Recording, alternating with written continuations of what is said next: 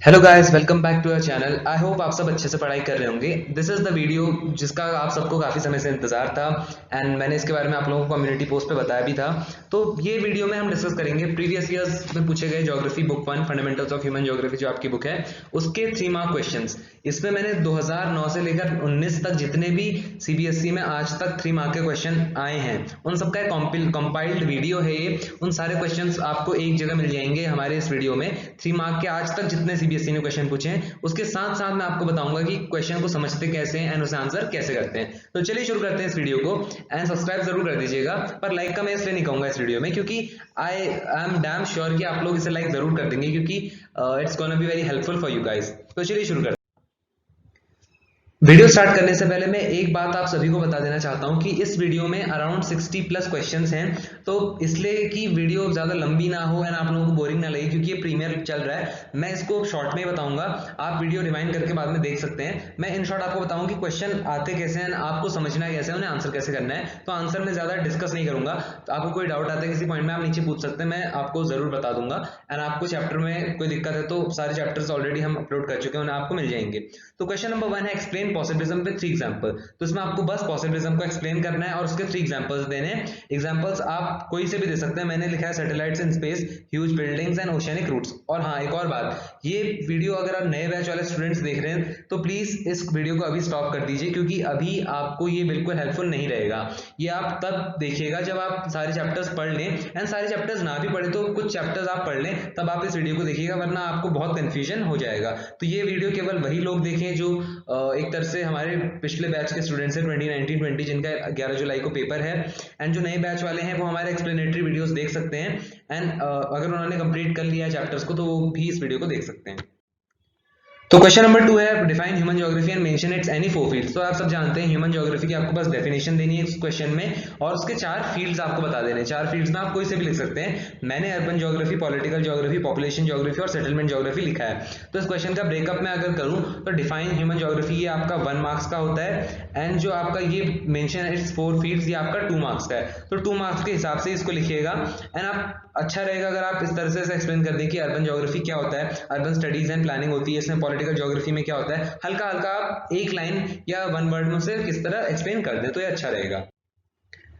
Question number 3 explain the concept of determinism with suitable examples. तो इसमें आपको environmental determinism का कंसेप्ट एक्सप्लेन करना है। ये एक और तरह से सीबीएसई आपसे पूछ सकता है, वो ऐसे आपसे पूछा जा सकता है the primitive communities lived in complete harmony with their natural environment and as such the humans were naturalized. आपको इस स्टेटमेंट को सपोर्ट करना पड़ेगा। पॉइंट्स आपके सेम ही आएंगे डिटरमिनिज्म के जो मैंने लिखे हैं नीचे, और एग्जांपल जरूर दीजिएगा चाहे वो सपोर्ट द स्टेटमेंट आए या विद सुटेबल एग्जांपल्स आपको एक्सप्लेन करने को पूछे, क्योंकि एक तरह से 3 मार्क के क्वेश्चन में वेटेज आपको अच्छी मिल जाएगी इससे। तो आई होप आपको क्वेश्चन क्लियर हुआ हो।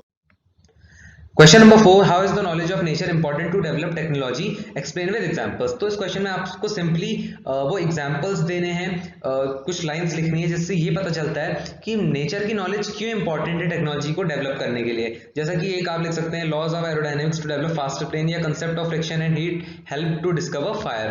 तो ये एक इंपॉर्टेंट क्वेश्चन है, आप इसको पढ़ लीजिएगा। इंपॉर्टेंट वैसे सारे ही क्वेश्चन है बट ये खासकर क्योंकि इसमें टेक्नोलॉजी और नेचर की बात करता है, इसको एग्जांपल जरूर दीजिएगा अगर पूछा जाए। Question number 5 nature and humans are inseparable elements justify. तो इस क्वेश्चन में आपको बेसिकली नेचर और ह्यूमंस का एक रिलेशनशिप बताना है कि किस तरह हम उन्हें बिल्कुल सेपरेट नहीं कर सकते। आप ये पॉइंट्स लिखेंगे ऊपर जो गिवन है एंड उसके साथ आप एग्जांपल भी दे सकते हैं, face of the earth, I of the storm. Example से हमें ये पता चलता है कि लाइक अर्थ है, अर्थ एक फिजिकल फीचर है और फेस एक ह्यूमन बॉडी का फीचर है। तो इस तरह किस तरह से ह्यूमन और नेचर जुड़े हुए हैं इससे हमें पता चलता है। Question number 6 what is the study matter of the study of human geography, explain any 3 facts. तो ये 3 मार्क का क्वेश्चन है, तो आप चाहे तो इसमें एनी 3 जितने मैंने यहाँ पर लिखे हैं उनमें से आप कोई भी 3 को एक्सप्लेन कर सकते हैं। सबसे पहला क्वेश्चन में ही आपको ये बताना है कि जो ह्यूमन ज्योग्राफी है वो किन किन चीजों को स्टडी करता है। सबसे पहला चीज है इट अंडरस्टैंड द रिलेशनशिप। आप इसको एक्सप्लेन कर सकते हैं जैसे मैंने आगे एक्सप्लेन किया उसको कि वो फिजिकल एनवायरनमेंट और ह्यूमन वर्ल्ड के साथ एक रिलेशनशिप को समझता है। सोशल एंड इकोनॉमिक वेरिएशन, ये पॉइंट का एक्सप्लेनेशन भी है कि human geography social and economic variation को भी स्टडी करता है। Special distribution, human geography special distribution को भी स्टडी करता है and understand the earth as a home of human beings those elements which have sustained them. तो आप इनमें से कोई भी 3 फैक्ट्स लिख सकते हैं। आई होप आप clear. Question number 7, explain with examples how nature gets humanised. तो इस क्वेश्चन में बेसिकली आपको बताना है कि नेचर का ह्यूमनाइजेशन कैसे होता है एंड आप उसके एग्जांपल भी देंगे। बाकी आप पॉइंट्स लिख सकते हैं। एग्जांपल की मैं बात करूं तो आप एग्जांपल कोई सा भी दे सकते हैं। मैंने दिया है डैम्स का construction, nuclear programmes and artificial rain. Question number 8, there is a mutual interaction between the elements of physical geography and human geography. तो इसमें आपको बताना है कि किस तरह से फिजिकल एंड ह्यूमन ज्योग्राफी जुड़े हुए हैं एग्जांपल्स के साथ। तो आई होप आप ये सभी पॉइंट समझ जाएंगे। Physical geography includes natural environment. सबसे पहले आप ये बताएंगे इसमें कि फिजिकल ज्योग्राफी क्या है एंड ह्यूमन ज्योग्राफी क्या है, एंड फिर आप बताएंगे कि किस तरह फिजिकल ज्योग्राफी के द्वारा ही ह्यूमन ज्योग्राफी एक तरह से क्रिएट हुई है। दोनों एक तरह से जुड़े हुए हैं आपस में। Houses and villages and cities are made to use the physical environment in better way. और लास्ट में आप लिख देंगे from the above points we can say there is a mutual interaction, कि दोनों का एक दूसरे के साथ बराबर इंटरेक्शन होता है फिजिकल एंड ह्यूमन ज्योग्राफी का। Question number 9, explain the concept of new determinism with examples. तो न्यू डिटर्मिनिज्म कंसेप्ट की मैं बात करूं तो मध्यम मार्ग जिसे कहा जाता है। सबसे पहले it was introduced by Griffith Taylor ने इसे इंट्रोड्यूस किया था। ये डिटर्मिनिज्म जो आपका एनवायरमेंटल डिटर्मिनिज्म और पॉसिबिलिज्म है उसके बीच का एक रास्ता है, और उसके एग्जांपल आप लिख सकते हैं जो एग्जांपल्स में पूछा था सबसे बेस्ट। और हाँ, एक और बात ध्यान में रखिएगा, मैं बताऊंगा कि लाइक एग्जाम्पल्स की मैं बात करूं तो ट्रैफिक लाइट, आप ट्रैफिक लाइट का ही एग्जांपल दें तो बेहतर रहेगा। अगर आप देते हैं कि पेरिस कन्वेंशन हुआ था, एक तरह से पेरिस अकॉर्ड साइन हुआ था एनवायरनमेंट को प्रोटेक्ट करने के लिए, तो एग्जामिनर आपका हाफ मार्क्स जरूर काट देगा, क्योंकि मेरे साथ भी हुआ था। तो ट्रैफिक लाइट्स का एग्जांपल ही दीजिएगा जिसका मतलब है red to stop, amber to wait and green to go. Question number 10, how does the technology loosens the shackles of environment on humans, give examples. तो इस क्वेश्चन में आपको ये बताना है कि जो एनवायरनमेंट के एक तरह से ह्यूमंस पर बंदिशें होती हैं, यानी एनवायरनमेंट ह्यूमंस को बांध के रखता है कि आप, ताकि ह्यूमन बींग्स एक तरह से अनलिमिटेड ना चलने लग जाए। अनलिमिटेड से मेरा मतलब है कि ज्यादा ही एक्सप्लॉयटेशन ना कर दें। तो इस क्वेश्चन में आपसे ये पूछा गया कि टेक्नोलॉजी किस तरह से एनवायरनमेंट की जो पकड़ है ह्यूमन बींग्स पर वो किस तरह से लूज करता है। तो इसमें आपको सबसे पहले एक्सप्लेन कर देना होगा कि humans interact with the help of technology which indicate level of cultural development. Starting में ह्यूमंस बहुत नेचर को वर्शिप करते थे, बट अब ह्यूमंस ने नेचर को ह्यूमनाइज करना स्टार्ट कर दिया है। एग्जांपल्स आप लिख सकते हैं। आई होप आपको क्लियर हुआ। Question number 11, what are the traditional large scale industrial regions, give two characteristics of them. तो traditional large scale industrial regions आपसे पूछा गया है और आपको उनके दो कैरेक्टरिस्टिक्स बताने। तो 3 पॉइंट्स में आपने एक्सप्लेन कर दिया traditional large scale industrial regions को कि क्या होती हैं वो, और खासकर एक बात ध्यान में रखिएगा, स्मोक स्टैक इंडस्ट्रीज ये मेंशन करना बहुत जरूरी है, जिसका मतलब होता है most polluting industries. And characteristics हैं उसके large labour force and large unemployment and outward migration at present. Question number 12 आपसे पूछता है पुश एंड पुल फैक्टर्स को एक्सप्लेन करने को that influence migration of population, and इसका सेकंड पार्ट है how is the mortality rate of a region affected. तो last जो पार्ट है आपका how is the mortality rate of a region affected, ये आपका 1 मार्क का है। एंड स्टार्टिंग का जो पार्ट है explain push and pull factors that influence migration of population, ये आपका 2 मार्क्स का है। तो सबसे पहली चीज, अगर ये क्वेश्चन आए तो आपको बताना पड़ेगा कि माइग्रेशन क्या होता है। देखिए हमेशा ध्यान में रखिएगा, पॉइंट्स तो आप सेकेंडरी स्टार्ट कीजिएगा, मतलब सेकंड लाइन से स्टार्ट कीजिएगा। सबसे पहले एक लाइन में हल्का सा आप उसका ब्रीफ इंट्रोडक्शन दीजिएगा। उसका एक जो बेनिफिट होता है वो ये होता है कि मान लीजिए कहीं पर आपका नीचे भी कोई पॉइंट कम पड़ रहा हो, एग्जामिनर को कोई पॉइंट एक तरह से एक्यूरेट ना लग रहा हो, सही ना लग रहा हो, तो आपका जो इंट्रोडक्शन होगा वो उस पर मार्क्स दे देते हैं कई बार। एंड ये होता है, दिस इज द रियलिटी जो मैं आपको बता रहा हूँ। तो माइग्रेशन की मैं बात करूँ तो it is the movement of people from one place to other, आप एक लाइन में लिख सकते हैं। पुश फैक्टर्स आप कोई भी 2 लिख दीजिए, पुल फैक्टर्स आप कोई भी 2 लिख दीजिए। And mortality rate is affected by availability of medical facilities and nutritious food, ये आपकी लास्ट लाइन आएगी एंड ये आंसर आपका कंप्लीट हो जाएगा। Question number 13, explain any 3 features of underground mining methods in different parts of the world.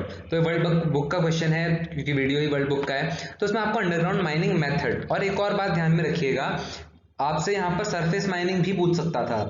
आप लोग जानते हैं माइनिंग के 2 टाइप होते हैं वर्ल्ड में। सबसे पहला है सरफेस माइनिंग, जिसे आप ओपन कास्ट माइनिंग भी कहते हैं। दूसरा आपका अंडरग्राउंड माइनिंग, या फिर उसे शेफ्ट माइनिंग भी कहा जाता है। यहाँ पर आपका शेफ्ट माइनिंग भी लिख सकता था, हो सकता है सीबीएसई इस साल इससे पूछ ले कि 3 फीचर्स एक्सप्लेन कीजिए शेफ्ट माइनिंग मेथड के। तो आपको एक बात पता होनी चाहिए कि शेफ्ट और अंडरग्राउंड माइनिंग एक ही चीज है, एक ही मेथड है, एंड सरफेस और ओपन कास्ट माइनिंग एक ही मेथड है। ये मैं इसलिए बता रहा हूँ क्योंकि एमसीक्यू क्वेश्चन का जो वीडियो था उसमें भी आप में से एक को डाउट आया था, आपने पूछा था कि अंडरग्राउंड माइनिंग मेथड और ये सेम है क्या। तो इसलिए मैं बताऊंगा अंडरग्राउंड माइनिंग मेथड और शेफ्ट मेथड आपका सेम है।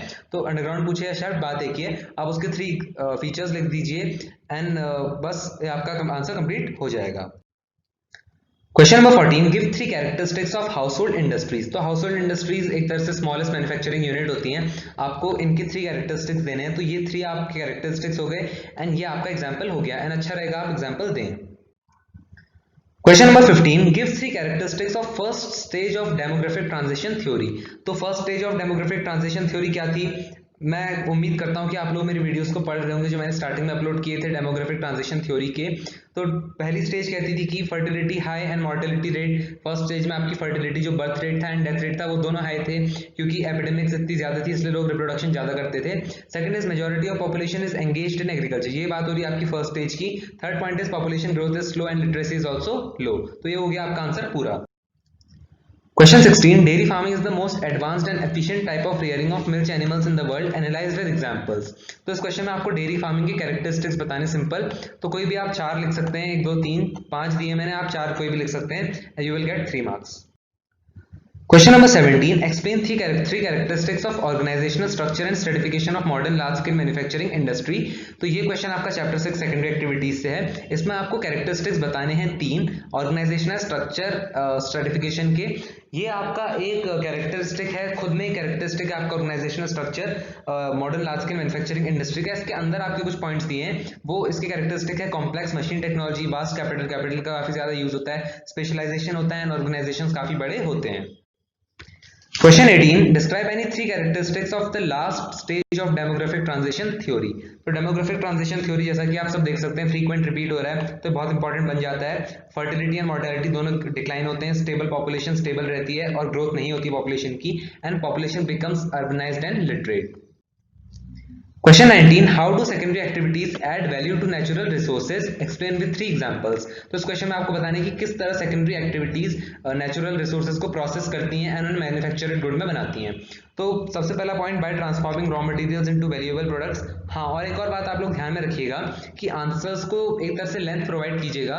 लाइक यहाँ पर आप, मैंने तो डायरेक्ट लिख दिया क्योंकि मैं टाइप करता तो बहुत लंबा बन जाता है। यहाँ पर आप लिख सकते हैं कि secondary activities add value to natural resources by, आप पूरा लिखेंगे by transforming raw materials into valuable products. Point number 1 ये होगा आपका। Second point, various processes add value to the natural products. उसके बाद आप 1 2 3 आप एग्जांपल देंगे, लाइक फॉरेस्ट प्रोडक्ट, पल्प को प्रोसेस किया जाता है जो एक फॉरेस्ट प्रोडक्ट है, नेचुरल रिसोर्स है पेपर में, फिनिश प्रोडक्ट में। सेकंड, कॉटन वूल, जो मतलब जो कपास एक तरह से पेड़ पे लगती है उसको प्रोसेस करके क्लोथ्स में बनाया जाता है। थर्ड, आयरन ओर को प्रोसेस करके मशीन एंड टूल्स कन्वर्ट किए जाते हैं।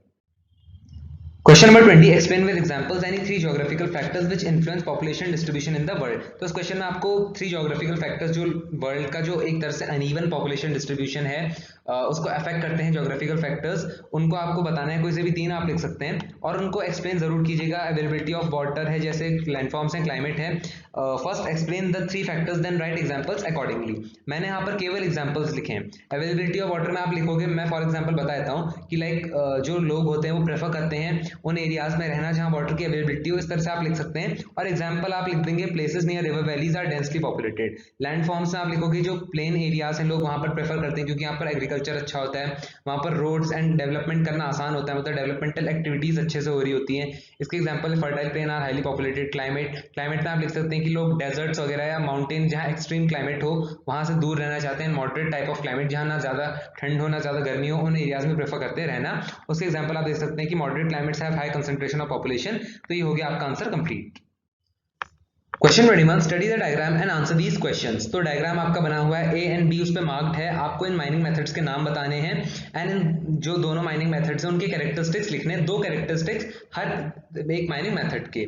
तो सबसे पहले हम बात करें ए की, तो इस मेथड का नाम है आपका सरफेस माइनिंग। इसमें क्या होता है, जो आपके रिसोर्सेज होते हैं यानी ओर्स, आयरन ओर्स, ये सब चीजें जो होती हैं आपकी इस ग्राउंड सरफेस पे ही अवेलेबल होती है, इतना ज्यादा डिग नहीं करना पड़ता। दूसरी ओर जो आपका बी अंडरग्राउंड माइनिंग है, इसमें बिल्कुल एक चैनल बनाना पड़ता है डीप अर्थ में जाने के लिए एंड वहां से ओर्स को निकाला जाता है। कैरेक्टरिस्टिक्स की मैं बात करूं तो कैरेक्टरिस्टिक्स का वेटेज आपका 2 मार्क्स का है। नाम बताने का, मेथड्स का ए एंड बी आइडेंटिफाई करना, वो आपका 1 मार्क का था। कैरेक्टरिस्टिक्स आपके 2 मार्क्स के हैं। तो सरफेस माइनिंग का है सबसे पहले cheapest and easiest way of mining, low requirement of safety precautions. Underground mining done when ores lie deep below the surface, lifts, haulage vehicles and safety precautions are required।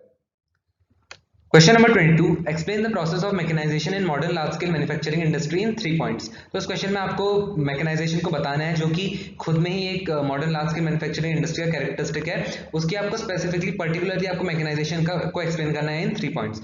सबसे पहले mechanisation क्या होता है, using gadgets to complete task. ये आप ये points लिख सकते हैं। ये कंप्लीट हो गया आपका 3 मार्क का answer. Question number 23. Classify the world population into two groups on the basis of residence. How do they differ from each other? Explain any 2 points of difference. तो इस क्वेश्चन में आपको सिंपली बताना है कि जो वर्ल्ड पॉपुलेशन है हमें रेजिडेंस के बेसिस पर दो पार्ट में डिवाइड करना है, जो कि आपका रूरल एंड अर्बन हो गई। आप सबसे पहले इसको लिखेंगे कि the world population can be divided on the basis of difference into rural and urban. फिर आप उसका एक टेबल बना सकते हैं, मैंने सिंपली पॉइंट में आंसर किया है। एंड आपको 2 पॉइंट का डिफरेंस देना ही देना है, चाहो तो 3 दे देना, बेस्ट रहेगा आप 3 पॉइंट का डिफरेंस दीजिए। रूरल पॉपुलेशन आप लिख सकते हो कि lives in villages, main occupation is primary activities, low level of development, population जो डेंसिटी वो कम होती है। एंड अर्बन पॉपुलेशन में बिल्कुल इसका उल्टा लिख सकते हो आप कि डेवलपमेंट का लेवल ज्यादा होता है, पॉपुलेशन डेंसिटी ज्यादा होती है, and they live in towns and cities. I hope आपको क्लियर। क्वेश्चन नंबर 24 पे बढ़ते हैं। Give 3 characteristics of footloose industries. तो ये भी एक इंपॉर्टेंट पॉइंट है, इसके 3 कैरेक्टरिस्टिक्स दे दीजिएगा। एंड एग्जांपल की मैं बात करूं, एनसीईआरटी आपको एग्जांपल नहीं देती, बट अच्छा रहेगा अगर आप एग्जांपल दे दें, लाइक कंप्यूटर चिप्स इंडस्ट्री। जो चिप इंडस्ट्री होती है वो किसी स्पेसिफिक रॉ मटेरियल पर डिपेंडेंट नहीं होती है, या मोबाइल की जितनी मोबाइल के पार्ट्स होते हैं जो उनकी इंडस्ट्री, वो भी किसी रॉ मटेरियल पर डिपेंडेंट नहीं है, इसलिए फुट लूज इंडस्ट्री का एग्जाम्पल है। Question number 25. What do you mean by occupational structure? Name the occupational categories as identified by UN. तो आपको सबसे पहले बताना है कि ऑक्यूपेशनल स्ट्रक्चर का मतलब क्या होता है। ऑक्यूपेशनल स्ट्रक्चर का मतलब होता है कि distribution of working population in different economic activities. या आपके ऑक्यूपेशनल स्ट्रक्चर की डेफिनेशन है कि जो पॉपुलेशन है उसको डिफरेंट सेक्टर्स में, डिफरेंट इकोनॉमिक एक्टिविटीज में जो डिस्ट्रीब्यूशन होता है उसको हम ऑक्यूपेशनल स्ट्रक्चर कहते हैं। अब हम बात करते हैं ये सेकंड पार्ट की, जो पूछता है name the occupational categories as identified by UN.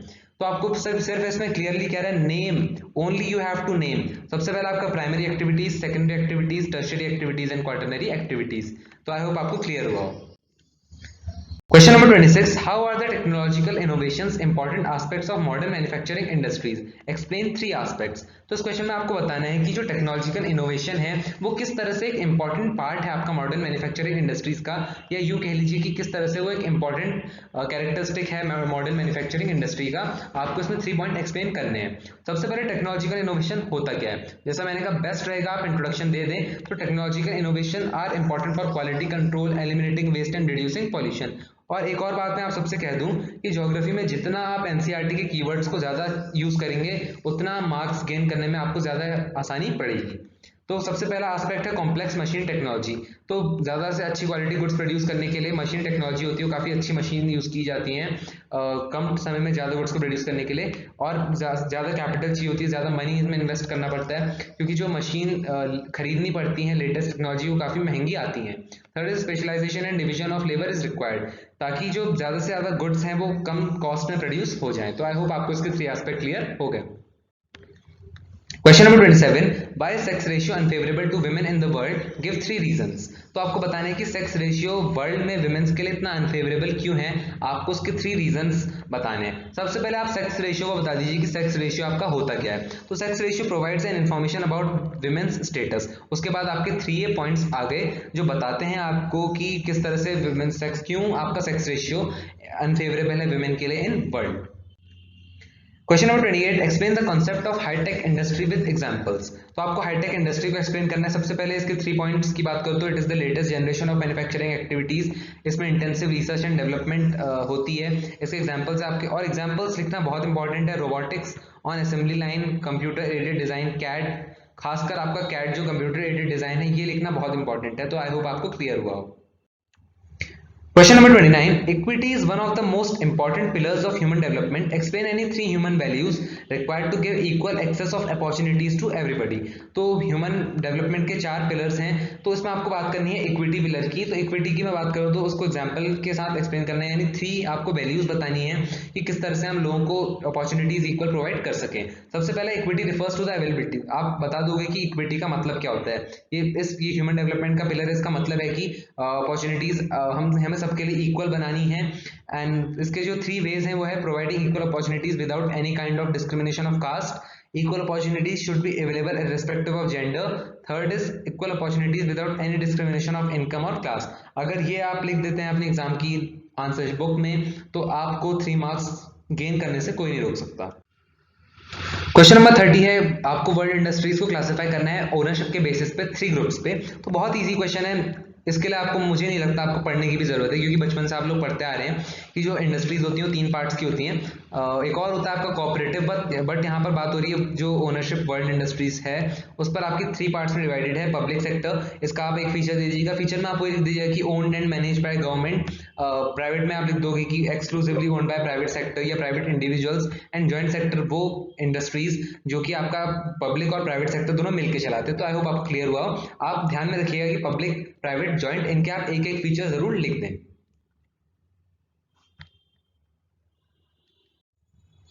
Question number 31. Development is a qualitative change which is always very positive. Support this statement with 3 suitable arguments. तो सबसे पहले इस क्वेश्चन की मैं बात करूँ तो इसमें बस आपको एक लाइन को जस्टिफाई करना है जो आपकी ह्यूमन डेवलपमेंट चैप्टर से है। ये कहती है कि डेवलपमेंट एक क्वालिटेटिव चेंज है, हम सब जानते हैं, जो हमेशा वैल्यू पॉजिटिव होता है। अब आपको इसे जस्टिफाई करना है। तो इट इज क्वालिटेटिव चेंज। आप इंट्रोडक्शन दे दोगे कि ये तभी होता है जब आपकी पॉजिटिव ग्रोथ होगी। एंड इसका जो 3 आर्ग्यूमेंट्स हैं वो ये आप देख सकते हैं, 1 2 3 मैंने लिखे हैं, आप इन्हें देख सकते हैं, यही होंगे। और हाँ, डॉक्टर महबूब उल हक, स्पेशली इनका नाम आप जरूर मेंशन कीजिएगा इस टाइप के क्वेश्चन में जहां पर भी ह्यूमन डेवलपमेंट की बात आती है।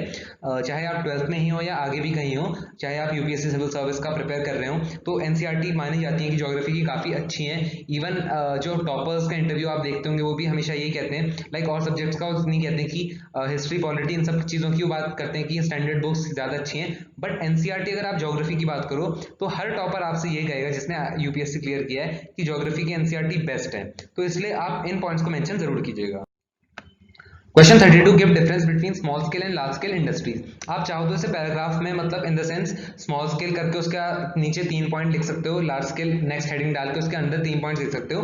पर बेस्ट वे जो इसको प्रेजेंट करने की रहेगी वो है स्मॉल स्केल और लार्ज स्केल का डिफरेंस एक बॉक्स बना दीजिए, कॉलम बना दीजिए, एक टेबल बना दीजिए और इसके 3 पॉइंट डिफर कर दीजिए।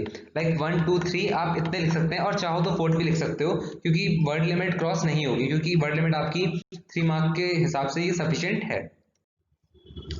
क्वेश्चन नंबर 33 आपकी स्क्रीन पर रहा, explain the key areas of human development. तो 3 इंपॉर्टेंट एरियाज जो होते हैं, सबसे पहले health indicator, education indicator and access to resources. आप इन तीनों के नाम लिख दीजिए एंड फिर आप बता दीजिए कि लाइफ एक्सपेक्टेंसी के द्वारा ही हम हेल्थ इंडिकेटर को एक तरह से एक्सेस करते हैं, हेल्थ कैसी है किसी नेशन की या किसी रीजन की। एजुकेशन हमें पता लगाने की एजुकेशन का लेवल कैसा है तो हम पता करते हैं उन्हें gross enrolment ratio and literacy rate के द्वारा। एंड एक्सेस टू रिसोर्सेज की कितना लोगों के पास मनी है वो हम मेजर करते हैं आपका परचेजिंग पावर से इन यूएस डॉलर्स। तो देखिए, अगर कोई बच्चा जैसे 100 मार्क्स, आप ही हो सकते हैं जो 100 मार्क्स टारगेट कर रहे हैं, वो अपना आंसर डिफरेंट बनाना चाहेगा। डिफरेंट इन द सेंस कि वो कुछ एडिशनल लिखना चाहेगा। तो नॉर्मली हमने इसे आंसर कर दिया ऐसे, पर अगर किसी को अपना आंसर डिफरेंट बनाना है, मैं आपको एग्जांपल दे रहा हूँ, मैं ये नहीं बताऊंगा कि क्या डिफरेंट आपको हर क्वेश्चन में नहीं बताऊंगा कि मैं क्या डिफरेंट आप लिख सकते हैं, वो आपको खुद से सोचना है। वरना आपका डिफरेंट एक तरह से मैं सभी को बता दूंगा, क्योंकि वीडियो आप सभी लोग देख रहे हैं, सबका आंसर सेम हो जाएगा। जो डिफरेंट चीज की मैं बात कर रहा हूँ वो ये होगी कि मान लीजिए किसी बच्चे ने ह्यूमन डेवलपमेंट की डेफिनेशन दे दी यहाँ पर कि इट रेफर्स टू द मतलब enlarging the choice of people, मतलब लोगों की चॉइस को बढ़ाना। ह्यूमन डेवलपमेंट के बारे में छोटी सी एक लाइन की डेफिनेशन दे दी, तो वो कहीं ना कहीं एग्जामिनर को एक अच्छा इंप्रेशन जरूर देगी बच्चे का कि इसने सबसे पहले ह्यूमन डेवलपमेंट को एक्सप्लेन किया है, फिर उसकी की एरियाज लिखे उन्हें भी एक्सप्लेन किया है। आपको लिखना वर्ड लिमिट के अंदर ही है, वो आपकी स्किल है कि आपकी प्रेजेंटेशन का तरीका है कि किस तरह आप वो वर्ड लिमिट के अंदर ही ऐसा आंसर लिख दे कि एग्जामिनर आगे वाले आपके जो आने वाले आंसर्स हैं उसमें मान लीजिए कहीं पर एक मिस्टेक है, कोई गलती भी है, उसको भी एग्जामिनर ना काटे। तो इसलिए आपको अपना आंसर डिफरेंट बनाना है। Question number 34, explain 3 characteristics of quaternary activities. तो क्वाटरनरी एक्टिविटीज की 3 कैरेक्टरिस्टिक्स आप कोई से भी 3 लिख सकते हैं, मैंने 4 लिखे हैं, आप चाहे तो 3 लिख सकते हैं। Question 35, differentiate between growth and development with an example. तो सिंपल है, ग्रोथ और डेवलपमेंट के बीच बस एक डिफरेंस आपको देना है इसमें एक एग्जांपल के साथ। और एग्जांपल अच्छा रहेगा अगर आप एनसीईआरटी वाला दें, जिसमें एक सिटी की बात करिए जिसकी पॉपुलेशन अगर 1 से 10 लाख इंक्रीज हो जाती है, उसको हम कहेंगे ग्रोथ। पर अगर वहाँ जो नॉर्मल कंडीशंस हैं वो वैसे ही सेम रही तो उसे हम डेवलपमेंट नहीं कहेंगे। पर हाँ, अगर वहाँ की जो बेसिक नेसेसिटीज हैं उनमें इंप्रूवमेंट आया तो हम उसे डेवलपमेंट कहेंगे। ये आपको एग्जाम्पल दे देना है। Question number 36, give 3 characteristics of periodical markets of rural areas in the world. तो पीरियोडिकल मार्केट्स के आपको कैरेक्टरिस्टिक्स 3 लिखने हैं इसमें, मैंने 4 लिखे हैं, आप चाहो तो 4th इंक्लूड कर लेना, क्योंकि पीरियोडिकल मार्केट्स के बारे में एनसीईआरटी ज्यादा कुछ नहीं कह रही है, जितना है 4 इंपॉर्टेंट पॉइंट्स में ही है। तो 3 मार्क्स के क्वेश्चन में भी आप 4 पॉइंट्स 5 पॉइंट तक जाओगे तो मार्क्स आपके नहीं कटते। Question 37, explain equity and sustainability as the pillars of human development. तो ह्यूमन डेवलपमेंट के पिलर्स के बारे में हम सब जानते हैं, equity, sustainability, productivity and empowerment, ये उसके पिलर्स होते हैं ह्यूमन डेवलपमेंट के।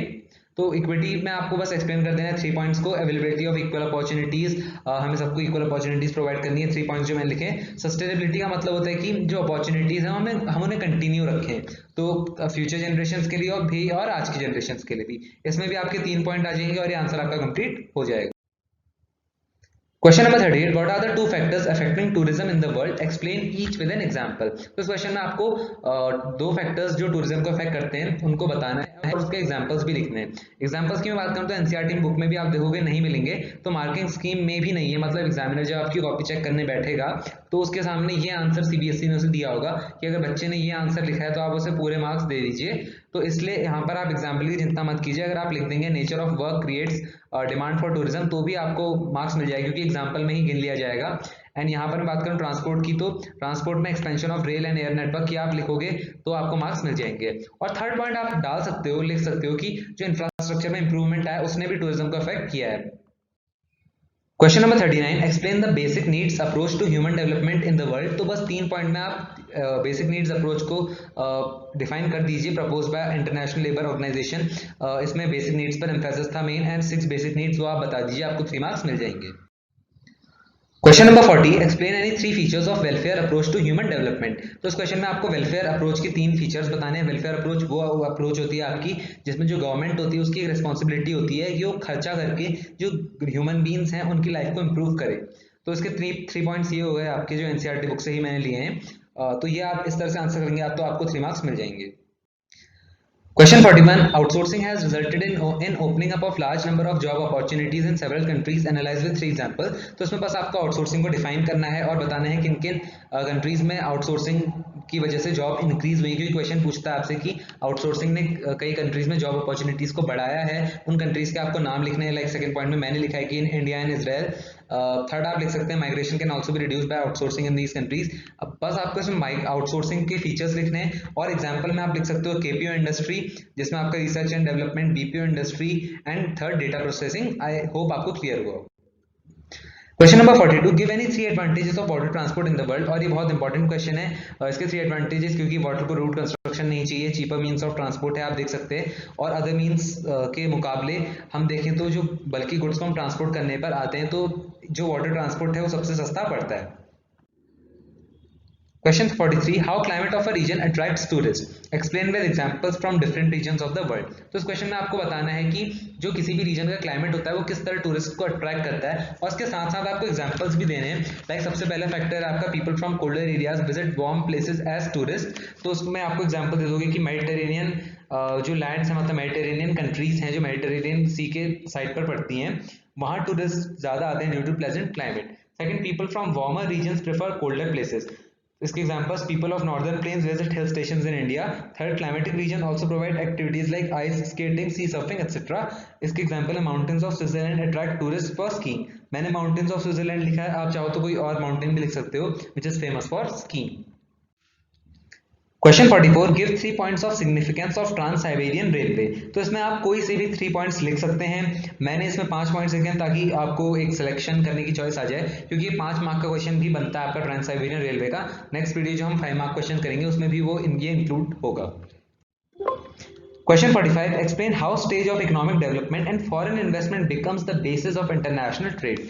तो हमने पढ़ा कि जो आपका इकोनॉमिक डेवलपमेंट होता है, stage of economic development and foreign investment, ये एक तरह से फैक्टर्स होते हैं इंटरनेशनल ट्रेड के। बस आपको इस क्वेश्चन में एक्सप्लेन करना है कि कैसे होते हैं। तो सबसे पहले आप क्या करोगे कि इंटरनेशनल ट्रेड को डिफाइन कर दोगे कि it refers to the trade between 2 और more countries for mutual benefit. उसके बाद आप आओगे स्टेज ऑफ इकोनॉमिक डेवलपमेंट, आप डालोगे 1 एंड उसको आप एक्सप्लेन करोगे कि डेवलपिंग कंट्रीज जो हैं वो एग्रो प्रोडक्ट्स को इंटरनेशनल ट्रेड करती हैं, जबकि जो डेवलप्ड कंट्रीज हैं वो मैन्युफैक्चर्ड गुड्स और ट्रेड करती हैं। सेकंड, आप फॉरेन इन्वेस्टमेंट की तरफ आओगे तो फॉरेन इन्वेस्टमेंट इसलिए बेसिस बन जाता है क्योंकि जो डेवलपिंग कंट्रीज होती हैं वहाँ इनफ कैपिटल नहीं होती, इसलिए जो डेवलप्ड कंट्रीज होती हैं वहाँ आती हैं एंड वहाँ इन्वेस्ट करके फॉरेन ट्रेड करती हैं।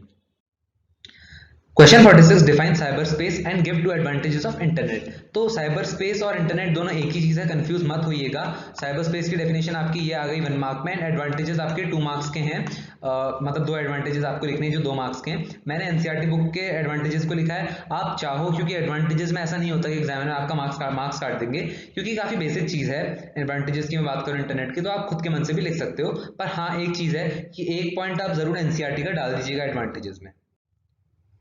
Question number 47, what is free trade और ट्रेड लिबरलाइजेशन। तो फ्री ट्रेड और ट्रेड लिबरलाइजेशन दोनों एक ही चीज होता है, कंफ्यूज मत होइएगा। कभी फ्री ट्रेड पूछ लेते हैं, कभी ट्रेड लिबरलाइजेशन पूछ लेते हैं। उसके 2 एडवांटेजेस आपको देनी है। तो फर्स्ट पार्ट आपका 1 मार्क का है एंड सेकंड पार्ट आपका 2 मार्क्स का है। तो ट्रेड लिबरलाइजेशन का मतलब होता है कि इकोनॉमी को खोलना फॉर ट्रेडिंग पर्पस। जैसा कि आप सब ऑलरेडी जानते हैं। एडवांटेजेस की मैं बात करूं तो it makes the economy more open and trading easier by bringing down trade barriers and creates the environment of competition. तो आई होप आपको क्लियर हो। Question number 48, why is the Rhine world's most heavily used waterway, give 3 reasons. तो मैं जब मैंने chapter explain किया था, मैंने इसके पॉइंट्स आपको ऑलरेडी दे दिए थे कि लाइक ये पॉइंट आप पढ़ लीजिएगा, मैंने एक्सप्लेन भी किया था उनको। तो इनमें से आप कोई से भी 3 पॉइंट लिख सकते हो। Question 49, why are the ports called chief gateways of international trade, explain any 3 reasons. तो इस क्वेश्चन में आपको बताना है जो आपके पोर्ट्स एंड हार्बर्स होते हैं उन्हें इंटरनेशनल ट्रेड का चीफ गेटवे क्यों कहा जाता है। सबसे पहला पॉइंट आप इंट्रोडक्शन दे देना, chief gateways of international trade are harbours and ports. उसके बाद आप 3 रीजंस लिख सकते हो, मैंने 4 लिखे हैं, कोई से भी 3 लिख दीजिएगा। यू विल गेट 3 मार्क्स, क्योंकि 3 मार्क का क्वेश्चन है। और एक और बात मैं आपको बता दूं, मैं यहाँ पर हर पॉइंट इसलिए एक्सप्लेन नहीं कर रहा हूँ क्योंकि I have already explain these point in my videos, you can go and watch over there. और इसके साथ साथ अगर आपको इस वीडियो में भी कहीं पर भी डाउट आता है, कोई दिक्कत है, या मेरे पुराने वीडियोस जितनी भी एक्सप्लेनेटरी वीडियोस हैं वहां का कोई पॉइंट समझ ना आया हो, तो आप कमेंट बॉक्स में पूछ सकते हैं। I will try my best to solve your query. Question number 50, चलिए हाफ सेंचुरी भी पूरी हो गई इस वीडियो के क्वेश्चंस की। तो आई होप आपने लास्ट 30 मिनट्स में बहुत कुछ सीखा होगा इस वीडियो में कि किस टाइप के क्वेश्चन आते हैं, किस तरह से उन्हें आंसर किया जाता है। फिर भी कहीं पे डाउट आया पूछ सकते हैं, मैं ऑलरेडी कह चुका हूं। तो 50th क्वेश्चन आपसे पूछ रहा है, mention the famous oil pipeline of USA and how are pipelines the most convenient mode of transport. तो उसका फर्स्ट पार्ट आपका 1 मार्क का है एंड सेकंड पार्ट आपका 2 मार्क का है। सबसे पहले आपको नाम बता देना है, Big Inch which carries petroleum from oil wells of Gulf of Mexico. देखिए ये इंपॉर्टेंट है, oil wells of Gulf of Mexico to the north eastern states. First इसका जो रीजन है कि why pipelines are the most convenient mode of transport, first है pipelines are used extensively to transport liquid and gases like petroleum and water, can carry liquid and gases material over long distances without delays. And third is directly link producing areas to the consuming areas. कोई से भी आप 3 में से 2 लिख सकते हो। Question number 51, classify world ports on the basis of location and explain any 2 features of such ports. तो आप क्लासिफाई करना है वर्ल्ड के पोर्ट्स को on the basis of location. Location के बेसिस पे आपके क्लासिफाई होते हैं इनलैंड पोर्ट्स और आउटपोर्ट्स में, उनके आप 2 फीचर्स लिख सकते हो। और तीसरा आप एग्जांपल जरूर इंक्लूड कर दीजिएगा, you will surely get 3 marks. तो इनलैंड पोर्ट्स का connected to sea through river और canal located away from sea coast, example है Manchester Kolkata. Outports serve the parent ports by receiving large ships and example है Piraeus which is the output of Athens port.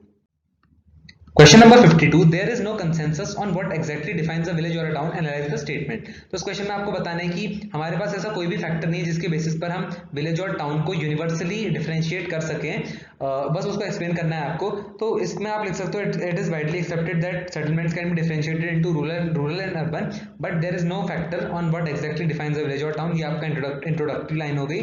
Second आप लिखोगे population size important है but universal नहीं है, क्योंकि जो villages हैं 1 2 3 4 ये आप लिख सकते हो। इसमें मैंने आपको बताया कि क्यों एक तरह से हमारे पास फैक्टर नहीं है, क्योंकि पॉपुलेशन की बात करते हैं तो कुछ एरियाज ऐसे हैं हमारी कंट्री में जिनकी कुछ रूरल एरियाज ऐसे हैं हमारी कंट्री में जिनकी जो पॉपुलेशन है वो अर्बन एरिया से ज्यादा है, जो डेवलप्ड कंट्रीज के अर्बन एरियाज होते हैं।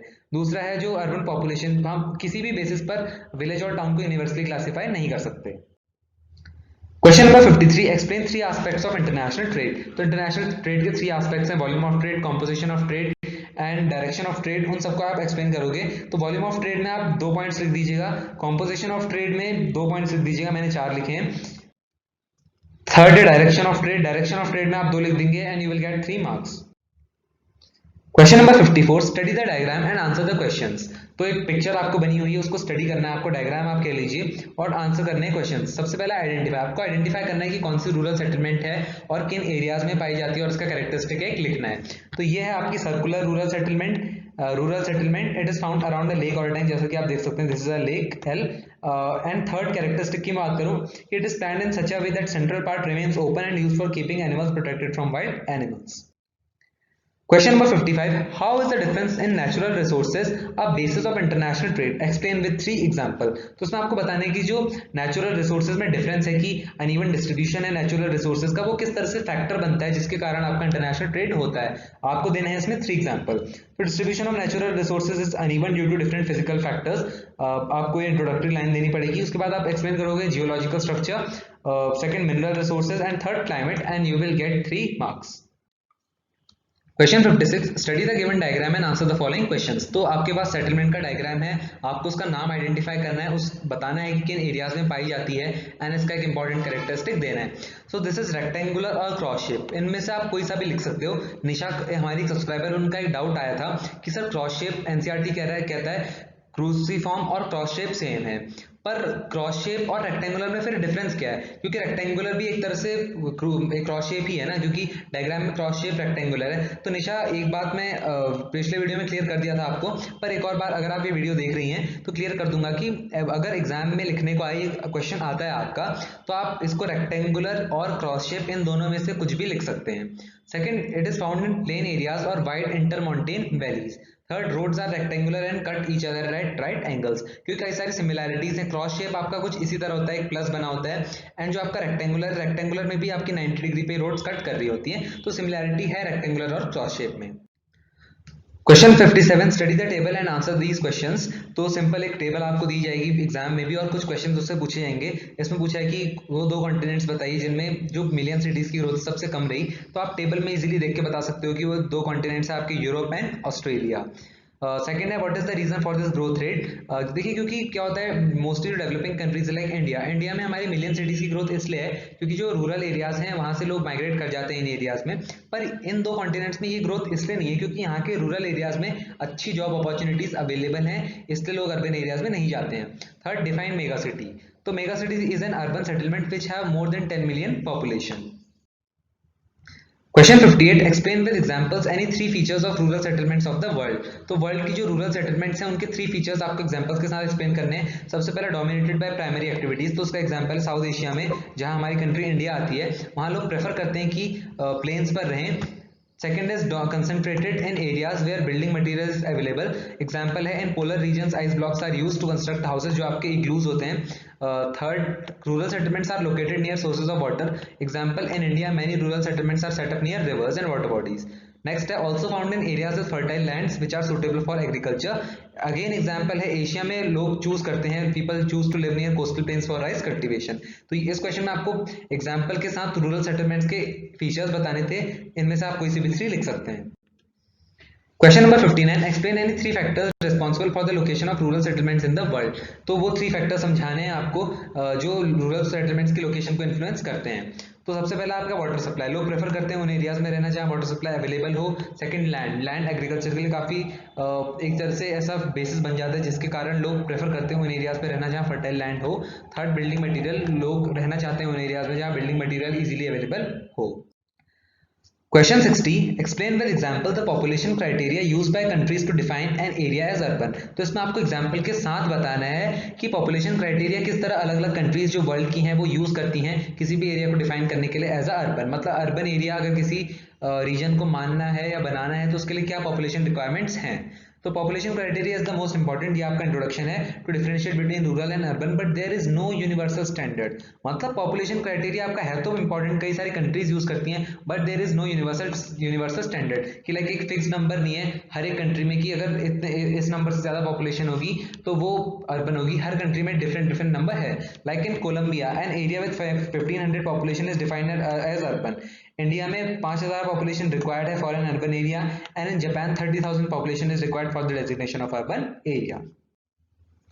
Question number 61, define outsourcing and second part जो 2 मार्क्स का है, फर्स्ट पार्ट इसका 1 मार्क का है, वो कह रहा है what type of activities are outsourced. तो आउटसोर्सिंग की डेफिनेशन आप लोग दे देंगे कि outsourcing refers to giving work and outside agency to improve efficiency and reduce cost. उसके साथ साथ आप चाहो तो लिख सकते हो when outsourcing involves transferring work to overseas location it is known as offshoring. और उसके बाद जो सेकंड पार्ट है जो 2 मार्क्स का है, उसमें आप कोशिश कीजिए कि 4 तो मिनिमम आप लिख ही दीजिए, 4 ही लिखिएगा, क्योंकि 2 मार्क्स का है तो इसलिए आपको बताना पड़ेगा कि कौन कौन सी एक्टिविटीज को आउटसोर्स किया जा सकता है। IT, human resources, customer support, call centre services, manufacturing and engineering, in services को हम आउटसोर्स कर सकते हैं। Question 62, define quinary activities, give its features and importance. तो क्वीनरी एक्टिविटीज की बात करूं तो आप डेफिनेशन दे देंगे क्वीनरी एक्टिविटीज की, कि वो services that focus on creation, rearrangement and interpretation of new and existing ideas and use of evolution of new technology, ये आपकी क्वीनरी एक्टिविटीज होती हैं। फीचर्स की तरफ हम आए तो सबसे पहला, these are called gold collar workers, मतलब जो लोग इसमें इन्वॉल्व होते हैं क्वीनरी एक्टिविटीज में, उन्हें गोल्ड कॉलर वर्कर्स कहते हैं, गोल्ड कॉलर प्रोफेशनल्स कहते हैं। They are special and highly paid skills, senior business executive इनके example, their importance is significant in the structure of advance economy. इनमें से आप कोई से भी 2 लिख सकते हैं जो फीचर्स हैं, क्योंकि आपका 2 मार्क्स का क्वेश्चन है give its feature and importance का। क्वेश्चन 63, इस क्वेश्चन में आपको मैप दिया है और ये 3 मार्क का क्वेश्चन है आपका, इसमें आपको 3 क्वेश्चंस हैं मैप के साथ। तो मैप आपको गिवन होगा, मैप इस वीडियो में क्लियर नहीं है क्योंकि स्पेस कम थी, इसलिए मैंने उतने एरिया में से एडजस्ट किया। तो 3 क्वेश्चंस की ओर नजर डाल लें। क्वेश्चन 63 का part A, identify the railway line shown in the map. ध्यान रखिएगा, आपको एग्जाम में दिया नहीं होगा नीचे से मैप के नीचे की ट्रांस साइबेरियन रेलवे, वो आपको खुद आइडेंटिफाई करना पड़ेगा।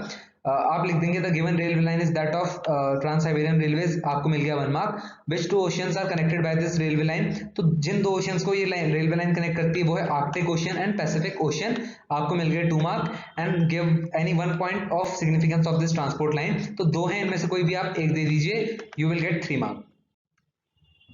Question 64, describe any 3 characteristics of the chain stores in the world. तो जो वर्ल्ड के चेन स्टोर्स हैं उनके 3 कैरेक्टरिस्टिक्स आपको देने हैं। 1, 2, 3, purchase the merchandise most economically, second employ high skill specialist in executive task, and third have ability to experiment in one store and apply the result to many other stores. तो इस तरह से आपके chain store के characteristic पूरे हो गए। Question 65, explain the meaning of technopolies, give 2 examples of technopolies. तो टेक्नोपॉलीज का मतलब वो हाईटेक इंडस्ट्रीज होती हैं जो रीजनली कंसंट्रेटेड होती हैं, मतलब एक ही रीजन में खूब सारी हाईटेक इंडस्ट्रीज हों which are self sustained and highly specialised. इसके एग्जांपल हैं सिलिकॉन वैली, और ध्यान रखिएगा सिलिकॉन वैली कहाँ है, सैन फ्रांसिस्को के पास है। Silicon forest is near Seattle. तो टेक्नोपॉलीज की डेफिनेशन आपको देनी थी 1 मार्क की, and give 2 example of technopolies, 2 mark का था आपका एग्जांपल। 2 एग्जांपल आपको देंगे Silicon Valley and Silicon Forest. Question 66, study the diagram and answer these questions. तो ये डायग्राम आपका ट्रांस कैनेडियन रेलवे का है। सबसे पहला question, name the railway line shown in the map, so it is trans Canadian railway, आपको मिल गया 1 mark. Second, name the terminal station of this railway line along Atlantic coast. तो देखिए ये क्वेश्चन कई बार बच्चों कंफ्यूज कर जाते हैं, क्योंकि टर्मिनल स्टेशन हम पढ़ते तो हैं वैंकूवर टू हैलिफैक्स, बट हमें ये नहीं पता होता है कि कौन से कोस्ट के अलोंग लाई करते हैं। तो जहां पर आपका पैसिफिक ओशियन है, देखिए एग्जाम में आपको दिया होगा, तो पैसिफिक ओशियन यहाँ पर है, तो पैसिफिक कोस्ट के पास आपका वैंकूवर है, एंड अटलांटिक ओशियन यहाँ है, तो अटलांटिक ओशियन के पास आपका हैलिफैक्स है, तो ये टर्मिनल स्टेशन होगा आपका हैलिफैक्स, आपको मिल गए 2 मार्क्स। थर्ड है, why is this railway line known as economic artery of the country through which it passes. तो देखिए सीबीएसई ने कितना ट्रिकी इसको बनाया है, कई बच्चों को पता होता है कि ये कनाडा के थ्रू पास होती है, और ध्यान रखिएगा कई बार ऐसा होता है सीबीएसई जो कनाडा इस मैप में आपको, ये तो मैंने बुक से लिया है, पर सीबीएसई जो मैप देती है उसमें कनाडा भी नहीं लिखती है, क्योंकि यहाँ पर सीबीएसई ने पूछ लिया why is this railway line known as economic artery of the country through which it passes, मतलब ये आपसे हाफ मार्क में पूछ रहा है कि कौन सी कंट्री से पास होती है। It is known as economic artery of Canada as it connects Quebec Montreal region with the wheat belt of prairies। अगर आप इतना लिख देते हो तो आपको 3 मार्क्स मिल गए। So guys, this was all for this video. I hope you all liked it। एक और बात मैं आप सबको बताना चाहूंगा, वो ये कि 1 मार्क के क्वेश्चंस जो हैं उनके लिए आप हमारे एमसीक्यू वीडियोस को रेफर कर सकते हैं, एंड जो 3 मार्क है उसके लिए आज वीडियो बन चुका है। 5 मार्क का वीडियो कुछ दिनों में अपलोड हो जाएगा, एंड उसके बाद हम बुक 2 के इंपॉर्टेंट क्वेश्चन जो प्रीवियस ईयर में पूछे गए उनको कवर अप करेंगे। अगर आपने वीडियो अब तक पूरा देख लिया है तो 3 मार्क के क्वेश्चन आपकी प्रिपरेशन पूरी हो चुकी है, क्योंकि 3 मार्क क्वेश्चन जितने भी प्रीवियस ईयर में पूछे गए मैंने सारे आपके सामने प्रेजेंट कर दिए। So please do subscribe and share channel, and like करना तो मैं कहूंगा ही नहीं, क्योंकि आप ऑलरेडी कर चुके हैं। Thank you.